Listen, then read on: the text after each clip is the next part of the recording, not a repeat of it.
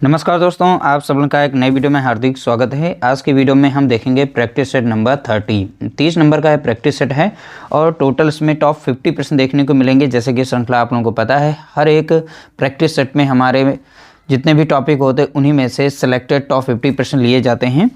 और वीडियो को स्टार्ट करेंगे उससे पहले हमको जानकारी देना चाहेंगे, अगर इसकी PDF पाना चाहें और इसके इम्पॉर्टेंट क्वेश्चन जो भी पाना चाहते हो तो आप हमारे टेलीग्राम ग्रुप से जुड़िएगा। मंगल सिंह एकेडमी के नाम से सर्च करेंगे, बाकी डिस्क्रिप्शन में लिंक दिया गया है, वहां से भी आप ज्वाइन हो सकते हैं।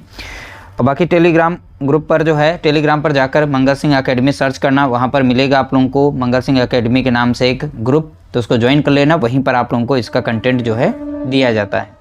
चलिए वीडियो को स्टार्ट करते हैं।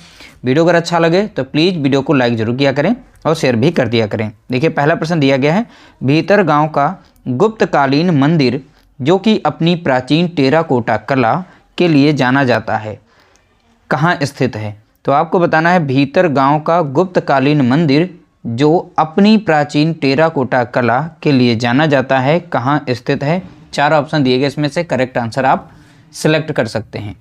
क्वेश्चन नंबर 1 का आप राइट आंसर देखेंगे। देखिए इसका राइट आंसर है ऑप्शन बी यानी कानपुर, इसका करेक्ट आंसर होगा। राइट आंसर क्या होगा तो आप बताएंगे कानपुर। अगला प्रश्न देखेंगे, प्रश्न संख्या है 2। लिखा है दशावतार मंदिर उत्तर प्रदेश के किस जिले में स्थित है जिसे गुप्त काल का एक महत्वपूर्ण उदाहरण माना जाता है? कौन सा मंदिर? दशावतार मंदिर। तो दशावतार मंदिर उत्तर प्रदेश के किस जिले में स्थित है? ठीक है, यह मंदिर जो है गुप्त काल का एक महत्वपूर्ण उदाहरण है। तो यह भी यहाँ पर एक एडिशनल जानकारी प्रश्न में दी गई है। अच्छा प्रश्न बना है, आप इसका राइट आंसर बताएंगे। क्वेश्चन नंबर 2 का यहाँ पर करेक्ट आंसर 4 ऑप्शन में से इसका राइट आंसर हो जाएगा ऑप्शन ए यानी ललितपुर। ललितपुर में कहाँ पर? देवगढ़ में। ठीक है, तो राइट आंसर क्या हो जाएगा इसका? ललितपुर। अगला प्रश्न देखेंगे, प्रश्न संख्या है 3। विंध्याचल मंदिर जो देवी विंध्यवासिनी को समर्पित है उत्तर प्रदेश के किस जिले में स्थित है? ये इंपॉर्टेंट प्रश्न लिए गए हैं। जो भी हमारे प्रैक्टिस सेट रहते हैं उसमें कोई भी क्वेश्चन रिपीट नहीं होता है, एक आध क्वेश्चन रिपीट हो गया, वरना हमारे नए नए ही क्वेश्चन हर एक प्रैक्टिस सेट में होते हैं। ठीक है, तो इसलिए कंप्लीट प्रश्नों को अटेंड करें, यानी कंप्लीट वीडियो को देखना है। देखिए विंध्याचल मंदिर जो देवी विंध्यवासिनी को समर्पित है उत्तर प्रदेश के किस जिले में स्थित है? 4 ऑप्शन दिए गए, इसमें से करेक्ट आंसर बताएंगे। क्वेश्चन नंबर 3 का यहाँ पर राइट आंसर हो जाएगा ऑप्शन बी मिर्जापुर में है। कहाँ पर है तो आप बताएंगे मिर्जापुर में। अगला प्रश्न देखेंगे, प्रश्न संख्या है 4। सर्वाधिक विधानसभा सीटों वाला जिला कौन सा है? तो आपको बताना है सर्वाधिक विधानसभा सीटों वाला जिला, ऐसा कौन सा जिला है जहाँ पर सबसे ज़्यादा विधानसभा की सीटें हैं? तो इसमें से राइट आंसर बताएंगे। क्वेश्चन नंबर 4 का करेक्ट आंसर यहाँ पर देखेंगे, इसका राइट आंसर हो जाएगा ऑप्शन बी यानी प्रयागराज। तो प्रयागराज में विधानसभा सीटें सबसे अधिक हैं। अगला प्रश्न देखेंगे, प्रश्न संख्या है 5। वर्तमान में उत्तर प्रदेश विधानसभा के सदस्यों यानी सीटों की कुल संख्या कितनी है? तो विधानसभा के सदस्यों की सीटों की संख्या कितनी है आपको बताना है। ठीक है, तो देखिए प्रश्न ये इंपॉर्टेंट है, बहुत बार पूछा गया है, बहुत बार। ठीक है, इंपॉर्टेंट प्रश्न। क्वेश्चन नंबर 5 का यहाँ पर राइट आंसर देखेंगे ऑप्शन बी 403 सीटें हैं। कितनी हैं तो आप बताएंगे 403। अगला प्रश्न देखेंगे, प्रश्न संख्या है 6। उत्तर प्रदेश का राजकीय खेल कौन सा है? तो आपको बताना है उत्तर प्रदेश का राजकीय खेल कौन सा है।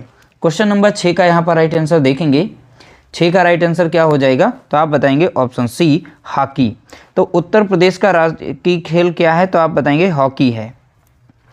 अगला प्रश्न देखेंगे, प्रश्न संख्या है 7। उत्तर प्रदेश राज्य में राज्यसभा के लिए कितनी सीटें आवंटित की गई हैं? तो आपको बताना है उत्तर प्रदेश राज्य में राज्यसभा के लिए कितनी सीटें हैं। ठीक है, क्वेश्चन नंबर 7 का आप राइट आंसर बताएंगे। 7 का राइट आंसर हो जाएगा ऑप्शन सी 31 सीटें हैं। कितनी हैं राज्यसभा के लिए तो आप बताएंगे 31। अगला प्रश्न देखेंगे, प्रश्न संख्या है 8। उत्तर प्रदेश में अनुसूचित जाति और अनुसूचित जनजाति के लिए कुल कितनी लोकसभा सीटें आरक्षित हैं? तो ध्यान रखिएगा SC और ST के लिए आपको बताना है लोकसभा सीटों की संख्या। तो उत्तर प्रदेश में अनुसूचित जाति और अनुसूचित जनजाति के लिए कुल कितनी लोकसभा सीटें आरक्षित हैं। तो यहाँ पर आप राइट आंसर बताएंगे। पहले एससी का डाटा दिया गया है, पहले एससी लिखा है, फिर दूसरे नंबर पर एसटी आता है, तो पहला एससी का होगा, फिर एसटी का यहाँ डाटा होगा। तो इसमें से राइट आंसर आप सिलेक्ट करके बताएंगे। क्वेश्चन नंबर 8 का यहाँ पर राइट आंसर हो जाएगा ऑप्शन बी। देखिए एससी के लिए यहाँ पर 17 सीटें आवंटित हैं और एसटी के लिए एक भी नहीं यानी शून्य है, यानी 0। तो ऑप्शन बी हमारा यहाँ पर करेक्ट आंसर होगा। अगला प्रश्न देखेंगे, प्रश्न संख्या है 9। उत्तर प्रदेश में आदर्श कारागार कहाँ स्थित है। तो आपको बताना है उत्तर प्रदेश में आदर्श कारागार कहाँ स्थित है। इंपॉर्टेंट प्रश्न। क्वेश्चन नंबर 9 का यहाँ पर करेक्ट आंसर बताएंगे। देखिए 9 का यहाँ पर राइट आंसर हो जाएगा ऑप्शन सी, लखनऊ में है। तो आदर्श कारागार कहाँ पर है, तो आप बताएंगे लखनऊ में बना हुआ है। अगला प्रश्न देखेंगे, प्रश्न संख्या है 10। उत्तर प्रदेश में संपूर्णानंद कारागार प्रशिक्षण संस्थान स्थित है। तो आपको बताना है उत्तर प्रदेश में कहाँ पर संपूर्णानंद कारागार प्रशिक्षण संस्थान स्थित है। क्वेश्चन नंबर 10 का आप राइट आंसर बताएंगे। देखिए 10 का राइट आंसर यहाँ पर ऑप्शन इसमें से करेक्ट हो जाएगा ऑप्शन सी, लखनऊ में। कहाँ पर है संपूर्णानंद कारागार प्रशिक्षण संस्थान, तो आप बताएंगे लखनऊ में। अगला प्रश्न देखेंगे, प्रश्न संख्या है 11। उत्तर प्रदेश अल्पसंख्यक आयोग का गठन किस वर्ष किया गया। तो आपको बताना है उत्तर प्रदेश अल्पसंख्यक आयोग, तो इसका याद रखना किस वर्ष गठित किया गया। अल्पसंख्यक आयोग का गठन किस वर्ष किया गया। क्वेश्चन नंबर 11 का राइट आंसर आप बताएंगे। तो 11 का राइट आंसर हो जाएगा ऑप्शन बी, 1994। इसका राइट आंसर क्या होगा, तो आप बताएंगे 1994। अगला प्रश्न देखेंगे, प्रश्न संख्या है 12। उत्तर प्रदेश में राष्ट्रीय, देखिए राष्ट्रीय खाद्य प्रयोगशाला कहाँ स्थित है। उत्तर प्रदेश में राष्ट्रीय खाद्य प्रयोगशाला कहाँ स्थित है। इंपॉर्टेंट प्रश्न है। क्वेश्चन नंबर 12 का राइट आंसर आप बताएंगे। देखिए 12 का राइट आंसर हो जाएगा ऑप्शन सी, गाजियाबाद में है। तो राष्ट्रीय खाद्य प्रयोगशाला कहाँ पर है, तो आप बताएंगे गाजियाबाद में है। अगला प्रश्न देखेंगे, प्रश्न संख्या है 13 number. National botanical research institute, ठीक है, national botanical research institute NBRI, ठीक, कहाँ स्थित है। तो आपको बताना है नेशनल बोटेनिकल रिसर्च इंस्टीट्यूट कहाँ स्थित है। क्वेश्चन नंबर 13 का राइट आंसर हो जाएगा ऑप्शन डी, कहाँ पर है, तो आप बताएंगे लखनऊ में है। कहाँ पर है, तो आप बताएंगे लखनऊ में। अगला प्रश्न देखेंगे, प्रश्न संख्या है 14। केंद्रीय चर्म अनुसंधान संस्थान कहाँ स्थित है। तो आपको बताना है केंद्रीय चर्म अनुसंधान संस्थान कहाँ स्थित है। क्वेश्चन नंबर 14 का करेक्ट आंसर आपको बताना है। देखिए इसका यहाँ पर राइट आंसर हो जाएगा ऑप्शन ए, कानपुर में है। तो केंद्रीय चर्म अनुसंधान संस्थान कहाँ पर है, तो आप बताएंगे कानपुर में। अगला प्रश्न देखेंगे, प्रश्न संख्या है 15। विश्व का पहला एशियाई किंग गिद्ध संरक्षण केंद्र कहाँ स्थित किया गया। तो बताना है विश्व का पहला एशियाई, तो देखिए नाम याद रखिएगा, एशियाई किंग गिद्ध संरक्षण केंद्र, इतना ही इंपॉर्टेंट है। और ये कहाँ पर खोला गया, इंपॉर्टेंट इसलिए हो जाता है क्योंकि यहाँ पर पहला नाम जुड़ गया, ठीक है। तो विश्व का पहला एशियाई किंग गिद्ध संरक्षण केंद्र कहाँ स्थित है। क्वेश्चन नंबर 15 का आप करेक्ट आंसर बताएंगे। देखिए 15 का राइट आंसर हो जाएगा ऑप्शन बी, महाराजगंज, ठीक है। तो महाराजगंज जिले में स्थित है। अगला प्रश्न देखेंगे, प्रश्न संख्या है 16। आलू अनुसंधान केंद्र स्थित है। तो आपको बताना है आलू अनुसंधान केंद्र कहाँ पर स्थित है, ठीक है। क्वेश्चन नंबर 16 का राइट आंसर आप बताएंगे। 16 का राइट आंसर हो जाएगा ऑप्शन बी, मेरठ में है। कहाँ पर है आलू अनुसंधान केंद्र, तो आप बताएंगे मेरठ में है। अगला प्रश्न देखेंगे, प्रश्न संख्या है 17। उत्तर प्रदेश में देखिए नॉलेज पार्क की स्थापना कहाँ की गई। तो आपको बताना है उत्तर प्रदेश में नॉलेज पार्क की स्थापना कहाँ की गई। क्वेश्चन नंबर 17 का राइट आंसर आप बताएंगे। 17 का राइट आंसर हो जाएगा ऑप्शन सी, ग्रेटर नोएडा में। तो नॉलेज पार्क की स्थापना कहाँ की गई, तो आप बताएंगे ग्रेटर नोएडा में। अगला प्रश्न देखेंगे, प्रश्न संख्या है 18। सेंट्रल मैंगो रिसर्च इंस्टीट्यूट कहाँ स्थित है। तो आपको बताना है सेंट्रल मैंगो रिसर्च इंस्टीट्यूट कहाँ स्थित है। क्वेश्चन नंबर 18 का राइट आंसर आप बताएंगे। देखिए 18 का राइट आंसर हो जाएगा ऑप्शन सी, यानी कि लखनऊ में है। कहाँ पर है, तो आप बताएंगे लखनऊ में है। अगला प्रश्न देखेंगे, प्रश्न संख्या है 19।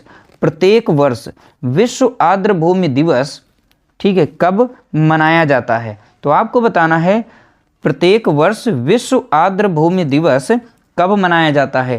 क्वेश्चन नंबर 19 का राइट आंसर आप बताएंगे। देखिए 19 का यहाँ पर राइट आंसर हो जाएगा ऑप्शन ए, यानी 2 फरवरी को प्रत्येक वर्ष विश्व आर्द्रभूमि दिवस के रूप में मनाया जाता है। अगला प्रश्न देखेंगे, प्रश्न संख्या है 20। भारतीय नौसेना दिवस कब मनाया जाता है? तो आपको बताना है भारतीय नौसेना दिवस कब मनाया जाता है। क्वेश्चन नंबर 20 का राइट आंसर आप बताएंगे। तो 20 का यहाँ पर राइट आंसर हो जाएगा ऑप्शन बी, यानी कि 4 दिसंबर को प्रत्येक वर्ष नौसेना दिवस मनाया जाता है। तो भारतीय नौसेना दिवस तो आप याद रखेंगे 4 दिसंबर को। अगला प्रश्न देखेंगे, प्रश्न संख्या है 21। जापान की राजधानी क्या है? तो आपको बताना है जापान की राजधानी का नाम। तो 4 ऑप्शन दिए गए हैं, इसमें से करेक्ट आंसर आप बताएंगे। प्रश्न संख्या 21 का यहाँ पर राइट आंसर हो जाएगा ऑप्शन सी, टोक्यो। तो जापान की राजधानी का नाम क्या है? तो आप बताएंगे टोक्यो राजधानी है। अगला प्रश्न देखेंगे, प्रश्न संख्या है 22।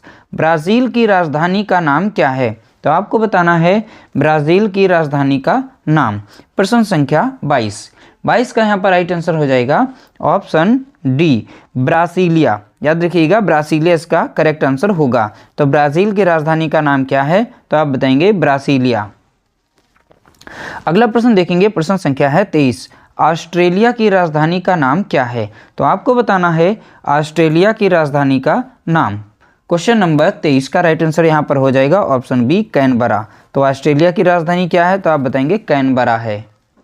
अगला प्रश्न देखेंगे, प्रश्न संख्या है 24। फ्रांस की राजधानी क्या है? तो आपको बताना है फ्रांस की राजधानी का नाम। प्रश्न संख्या 24 का यहाँ पर करेक्ट आंसर हो जाएगा ऑप्शन डी, पेरिस। तो फ्रांस की राजधानी का नाम क्या है? तो आप बताएंगे पेरिस। अगला प्रश्न देखेंगे, प्रश्न संख्या है 25। देखिए कनाडा की राजधानी निम्नलिखित में से कौन सी है? तो कनाडा की राजधानी का नाम बताना है। प्रश्न संख्या 25 का आप करेक्ट आंसर बताएंगे।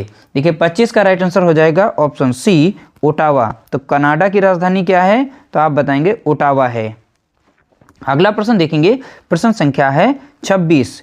देखिए भारतीय लघु उद्योग विकास बैंक यानी सिडबी की स्थापना कब हुई थी? तो आपको बताना है जो सिडबी बैंक है, ठीक है, तो विकास बैंक यानी सिडबी, तो सिडबी की स्थापना कब हुई थी?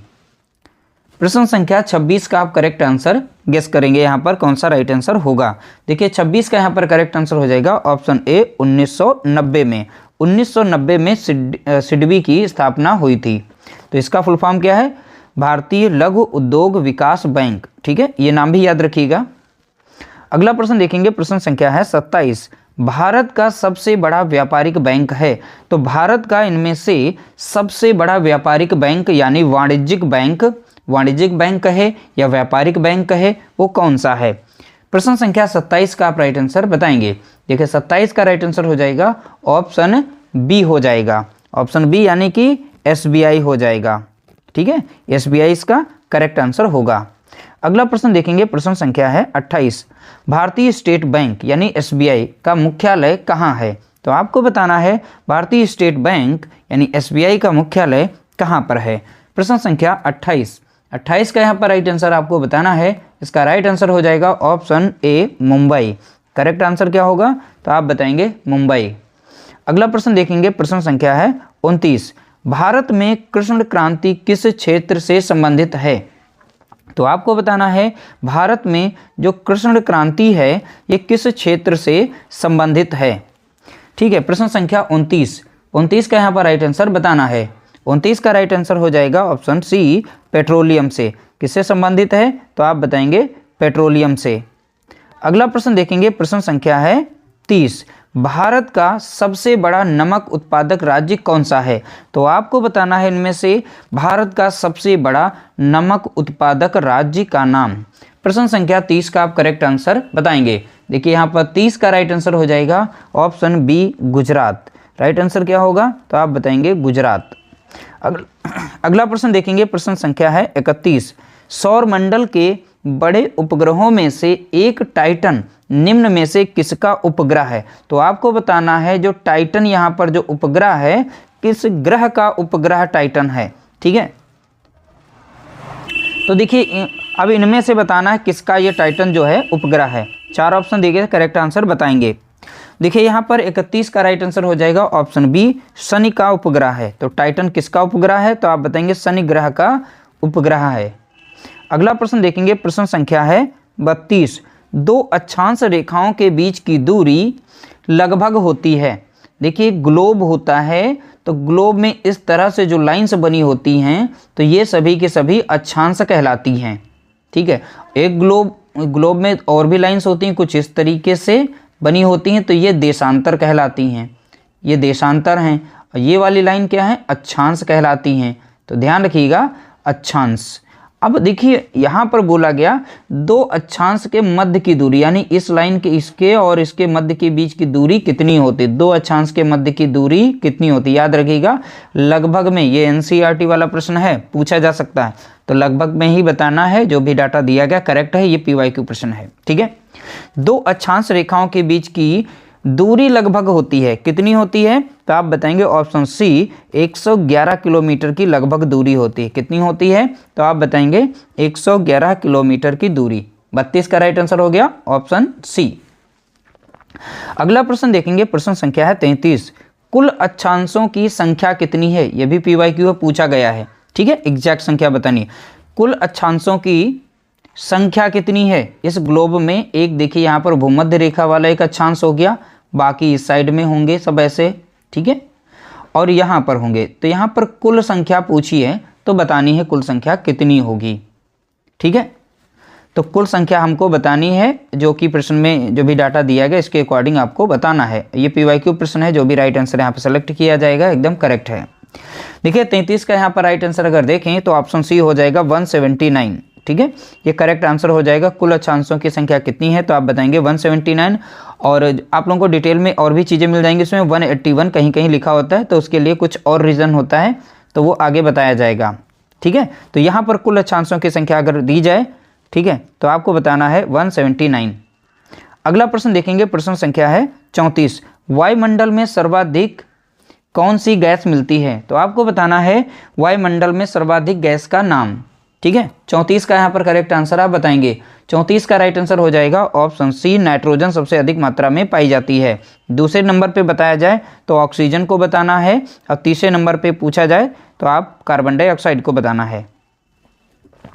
अगला प्रश्न पूछेगा, प्रश्न संख्या 35। पृथ्वी के वायुमंडल का सर्वाधिक घनत्व कहाँ पर होता है? तो आपको बताना है पृथ्वी के वायुमंडल का सर्वाधिक घनत्व कहाँ पर होता है। तो देखिए हमारे पृथ्वी के 5 यहाँ पर मंडल हैं, तो क्षोभ मंडल, समताप मंडल, मध्य मंडल, आयन मंडल, बहिर्मंडल। तो इन सभी में से आपको बताना है किसका घनत्व सबसे अधिक है। ठीक है, पृथ्वी के वायुमंडल का सर्वाधिक घनत्व बताना है कहाँ पर सबसे अधिक होगा। देखिए 35 का यहाँ पर राइट आंसर देखें तो ऑप्शन ए हो जाएगा, जो हमारे पृथ्वी के सबसे नज़दीक है। तो ये हमारी रही पृथ्वी, तो पहली लेयर जो होती है तो ये क्षोभ मंडल कहलाती है, तो ये हो गई हमारी पृथ्वी। ध्यान रखिएगा, पृथ्वी जो हमारी है ये कवर हुई है किससे है? पहले नंबर पे जो आता है मंडल वो होता है क्षोभ मंडल। कौन सा? क्षोभ मंडल, याद रखिएगा, मैंने यहाँ पर दिया। तो इसी का घनत्व तो सबसे ज़्यादा होता है, क्योंकि इसी में डिफरेंट गैसेस बहुत सारी पाई जाती हैं, इसलिए इसका घनत्व तो ज़्यादा हो गया। ऑप्शन हमारा यहाँ पर ए राइट आंसर हो जाएगा। अगला प्रश्न देखेंगे, प्रश्न संख्या है 36। भारत की निम्न नदियों में से कौन सी डेल्टा नहीं बनाती है? तो यहाँ पर 4 नदियाँ दी गई, इसमें से एक ऐसी नदी है जो डेल्टा नहीं बनाती है। देखिए जैसे यहाँ पर ये हमारा इंडिया है, तो इस साइड में सब समंदर है, तब नदियाँ यहाँ से निकलती हैं तो अपने सिरे से इस तरीके से कुछ नदियाँ जो कई भागों में विभाजित हो जाती हैं, तो इसी चीज़ को हम डेल्टा कहते हैं। ठीक है, इसे हम डेल्टा कहते हैं। तो इनमें से कौन सी नदी है जो डेल्टा नहीं बनाती है? देखिए गंगा का डेल्टा तो पढ़ा होगा, गंगा ब्रह्मपुत्र जाके बंगाल की खाड़ी में बना लेती हैं।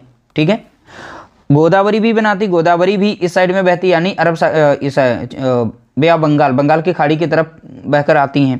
ताप्ती नदी जो है यहाँ से निकलती है और अरब सागर की तरफ आती है। तो देखिए यहाँ पर जो पश्चिम की दिशा में जो बहती है नदी, 2 नदियाँ बहती हैं, एक तो है नर्मदा, दूसरी है ताप्ती। ठीक है, 2 नदियाँ पश्चिम की दिशा में बहती हैं, अरब सागर में जाके मिलती हैं, ये भी याद रखिएगा। तो यहाँ पर डेल्टा जो है नर्मदा और ताप्ती नदी नहीं बनाती हैं। तो बाकी यहाँ पर गंगा, गोदावरी, महानदी ये सभी के सभी डेल्टा का निर्माण करती हैं। अगला प्रश्न देखेंगे, प्रश्न संख्या 37। आगरा किस नदी के किनारे स्थित है? तो आपको बताना है आगरा किस नदी के किनारे बसा हुआ है। प्रश्न संख्या 37 का आप राइट आंसर बताएंगे। इसका राइट आंसर है ऑप्शन सी, यमुना नदी के किनारे आगरा शहर जो है बसा हुआ है। अगला प्रश्न देखेंगे, प्रश्न संख्या 38। सूरत किस नदी के तट पर स्थित है? तो आपको बताना है सूरत किस नदी के तट पर बसा हुआ है। तो 38 का आप राइट आंसर बताएंगे। देखिए 38 का यहाँ पर राइट आंसर हो जाएगा ऑप्शन बी, ताप्ती। ठीक है, तो यहाँ पे तापी भी लिख दिया गया, इंग्लिश में ऐसे लिखा जाता है, बाकी हिंदी में ताप्ती मिलेगा। अगला प्रश्न देखेंगे, प्रश्न संख्या है 39। उज्जैन शहर जो है किस नदी के किनारे स्थित है? तो आपको बताना है उज्जैन शहर जो है किस नदी के किनारे बसा हुआ है। 39 का आप राइट आंसर बताएंगे। इसका राइट आंसर है ऑप्शन डी, क्षिप्रा नदी के किनारे। उज्जैन शहर जो है किस नदी के किनारे बसा हुआ है? तो आप बताएंगे क्षिप्रा नदी के किनारे बसा हुआ है। अगला प्रश्न देखेंगे, प्रश्न संख्या है 40। जमशेदपुर किस नदी के तट पर स्थित है? तो आपको बताना है जमशेदपुर शहर जो है किस नदी के तट पर स्थित है। ये इंपॉर्टेंट है इसीलिए शामिल किया है। प्रश्न संख्या 40 का राइट आंसर हो जाएगा ऑप्शन बी, स्वर्ण रेखा। तो जमशेदपुर किस नदी के किनारे बसा हुआ है? तो आप बताएंगे स्वर्ण रेखा नदी के किनारे स्थित है। अगला प्रश्न देखेंगे, प्रश्न संख्या है 41। भारत का सबसे ऊंचा नदी बांध कौन सा है? तो आपको बताना है भारत का सबसे ऊंचा नदी बांध कौन सा है। प्रश्न संख्या 41 का आप राइट आंसर बताएंगे। देखिए 41 का यहाँ पर राइट आंसर हो जाएगा ऑप्शन बी हो जाएगा, टिहरी बांध। तो देखिए भारत का सबसे ऊंचा नदी बांध, ठीक है, कौन सा है? तो आप बताएंगे टिहरी बांध है। तो टिहरी बांध ये भी पूछा जा सकता है किस नदी पर है? तो आप याद रखेंगे भागीरथी नदी पर है। किस पर बना है? तो आप बताएंगे भागीरथी नदी पर। ठीक है, ये नदी का भी नाम याद रखिएगा। अगला प्रश्न देखेंगे, प्रश्न संख्या है 42। देखिए भाखड़ा नागल बांध किस नदी पर निर्मित है? तो आपको बताना है भाखड़ा नागल बांध किस नदी पर निर्मित है। तो 42 का यहाँ पर राइट आंसर बताएंगे। देखिए 42 का यहाँ पर राइट आंसर अगर देखें तो इसका करेक्ट आंसर हो जाएगा ऑप्शन बी, सतलुज नदी पर है। किस पर है? तो आप बताएंगे सतलुज नदी पर है। अगला प्रश्न देखेंगे, प्रश्न संख्या है 43। सरदार सरोवर बांध किस राज्य में और किस नदी पर स्थित है? तो इसमें दो चीज़ें यहाँ पर शामिल हैं। सरदार सरोवर बांध किस राज्य में है और सरदार सरोवर बांध किस नदी पर बना हुआ है। तो इस तरीके से छोटे छोटे दो प्रश्न शामिल हो गए। प्रश्न संख्या 43 का आप करेक्ट आंसर बताएंगे। देखिए यहाँ पर 43 का अगर राइट आंसर देखें तो ऑप्शन बी हो जाएगा, नर्मदा नदी पर बना है। और नर्मदा नदी कहाँ पर बहती है? तो आप बताएंगे गुजरात में। तो किस राज्य में है? तो आप बताएंगे गुजरात में है। किस नदी पर बना हुआ है सरदार सरोवर बांध? तो आप बताएंगे नर्मदा नदी पर बना हुआ है। अगला प्रश्न देखेंगे, प्रश्न संख्या है 44। मेट्टूर बांध, इंपॉर्टेंट बांध है, ध्यान रखिएगा। मेट्टूर बांध किस नदी पर बनाया गया है? तो आपको बताना है मेट्टूर बांध किस नदी पर बनाया गया है। 44 का करेक्ट आंसर आप बताएंगे। ठीक है, देखिए 44 का करेक्ट आंसर आपको देखना होगा। तो आप बताएंगे इसका right answer option B, Kaveri नदी। ठीक है, तो मेट्टूर बांध किस नदी पर बना है? तो आप बताएंगे कावेरी नदी पर बना हुआ है। अगला प्रश्न देखेंगे, प्रश्न संख्या है 45। इडुक्की बांध किस नदी पर स्थित है? तो आपको बताना है इडुक्की बांध किस नदी पर स्थित है। 45 का करेक्ट आंसर आप बताएंगे। देखिए 45 का राइट आंसर हो जाएगा ऑप्शन ए, पेरियार नदी पर। तो पेरियार नदी किस राज्य में बहती है? तो आप बताएंगे केरल में बहती है। ठीक, कहाँ पर है? तो आप बताएंगे केरल में। अगला प्रश्न देखेंगे, प्रश्न संख्या है 46। भारत की सबसे बड़ी मीठे पानी की प्राकृतिक झील कौन सी है? तो आपको बताना है भारत की सबसे बड़ी मीठे पानी की प्राकृतिक झील कौन सी है। तो 46 का राइट आंसर आप बताएंगे। ठीक है, तो 46 का राइट आंसर आपको बताना है। देखिए यहाँ पर 46 का राइट आंसर अगर देखें तो ऑप्शन सी हो जाएगा, वुलर झील। तो वुलर झील एक मीठे पानी की झील है, ये प्राकृतिक झील है, सबसे बड़ी ये मीठे पानी की झील है। अगला प्रश्न देखेंगे, प्रश्न संख्या है 47। देखिए चिल्का झील किस राज्य में स्थित है और भारत की सबसे बड़ी खारे पानी की लैगून झील है। तो इसमें दो चीज़ें मिल रही हैं आप लोगों को। भारत की सबसे बड़ी लैगून झील कौन सी है? तो आप देंगे चिल्का झील है। तो पूछा गया किस राज्य में है, तो राज्य आपको यहाँ से बताना है। तो इंपॉर्टेंट प्रश्न होते हैं, अच्छे से पढ़िएगा। देखिए 47 का राइट आंसर अगर बताएं तो इसका राइट आंसर हो जाएगा ऑप्शन डी, उड़ीसा में। तो चिल्का झील कहाँ पर है, तो आप बताएंगे उड़ीसा राज्य में होगा। कभी उड़ीसा ऐसे भी मिल जाएगा और ओडिशा भी लिखा होता है, ठीक है, याद रखिएगा। उड़ीसा हो चाहे ओडिशा लिखा हो तो उसी को टिक करना है। अगला प्रश्न देखेंगे, प्रश्न संख्या है 48। प्रसिद्ध डल झील भारत के किस राज्य या केंद्र शासित प्रदेश में स्थित है? राज्य में है या केंद्र शासित प्रदेश में है? तो आपको बताना है डल झील किस राज्य से संबंधित है। प्रश्न संख्या 48। 48 का आप करेक्ट आंसर बताएंगे। 48 का राइट आंसर आपको बताना है। तो यहाँ पर देखेंगे 48 का राइट आंसर हो जाएगा ऑप्शन बी, जम्मू कश्मीर। तो डल झील कहाँ पर है, तो आप याद रखेंगे जम्मू कश्मीर में। अगला प्रश्न देखेंगे, प्रश्न संख्या है 49। पूर्वोत्तर भारत की सबसे बड़ी मीठे पानी की झील लोकटक झील किस राज्य में स्थित है? तो आपको बताना है लोकटक झील किस राज्य में स्थित है। देखिए 49 का करेक्ट आंसर आप बताएंगे लोकटक झील। इसका राइट आंसर हो जाएगा ऑप्शन सी, मणिपुर में है। तो कहाँ पर है लोकटक झील, तो आप बताएंगे मणिपुर में। अगला प्रश्न देखेंगे, प्रश्न संख्या है 50। भारत की सबसे बड़ी खारे पानी की अंतर्देशीय झील सांभर झील किस राज्य में स्थित है? अंतर्देशीय यानी अपने ही भारत देश में है, तो इसीलिए अंतर्देशीय लगा दिया था, इनलेट, ठीक है। चलिए बताना है सांभर झील जो है किस राज्य में स्थित है। तो डायरेक्टली आप बता सकते हैं, सांभर झील देखा और राज्य अगर पूछा तो डायरेक्ट यहाँ से टिक कर सकते हैं। प्रश्न संख्या 50 यानी 50 नंबर का प्रश्न इसका बताना है। देखिए इसका राइट आंसर हो जाएगा ऑप्शन सी, सांभर झील कहाँ पर है, तो आप बताएंगे राजस्थान में। तो राजस्थान यहाँ पर इसका करेक्ट आंसर होगा। तो इस तरह से टॉप 50 प्रश्नों को हमने यहाँ पर देखा है। ये सभी के सभी इंपॉर्टेंट थे। अगर इसकी पीडीएफ चाहिए तो आप जो है टेलीग्राम ग्रुप को ज्वाइन करिएगा, मंगल सिंह एकेडमी, ठीक है, मंगल सिंह एकेडमी सर्च करना है, आपको मिल जाएगा। ब्लू कलर का लोगो लगा होगा, ठीक है, तो उससे ज्वाइन हो जाइएगा। वहीं पर आप लोगों को जो है इसकी पीडीएफ देखने को मिलेगी। वीडियो अगर अच्छा लगा हो तो लाइक करना, शेयर करना।